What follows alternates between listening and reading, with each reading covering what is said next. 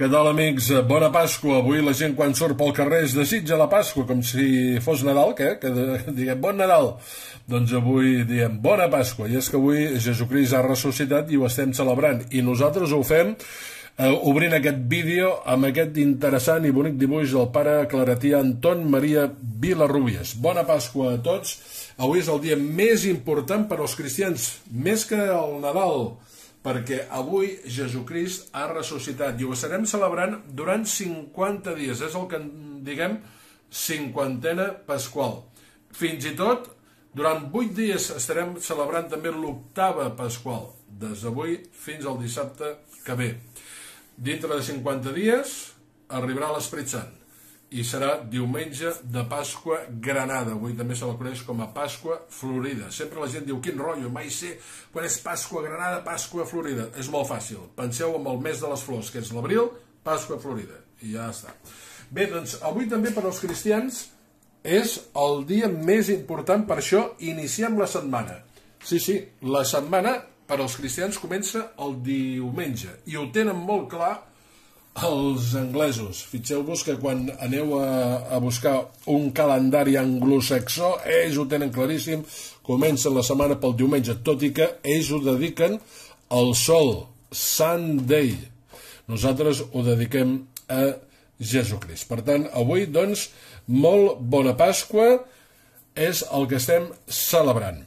Una de les particularitats d'avui, en molts de dibuixos que trobem, són els ous de Pasqua.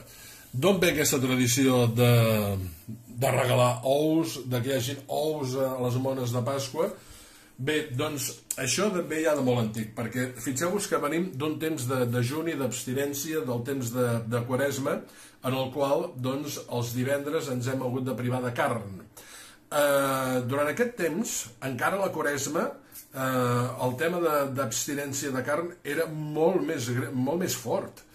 I fins i tot hi havia gent que no menjava carn i que feia dejuni durant els 40 dies. I no estava gaire clar si els ous era carn o no.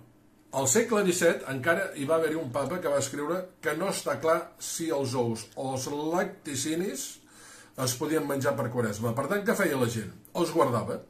Els ous de gallina, generalment blancs, rossos, doncs els guardava. I llavors, quan ja es podien menjar, els regalava, però què feien? Els regalaven en dibuixos, com ha fet el meu fill Bernat, que avui de matí ja m'ha dit, va, anem a dibuixar ous. Aquí en tenim un, aquí en tenim un altre, mireu que maco, i aquí en tenim un altre, que avui ens els menjarem, ferrats, que a en Bernat li agraden molt, amb una mica de sobrassada, i all pel cim, amb colesterol, amb pa amb tomàquet, amb oli d'aquella extra verge, boníssim.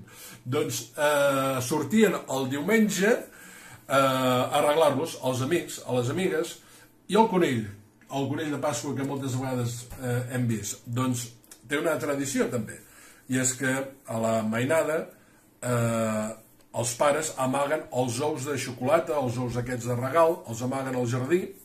Els amaguen, si no tenim jardí, doncs els podem amagar per la casa, i qui deixa els ous?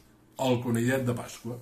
Així de clar està els nostres dibuixos, per això ens surten aquests conillets.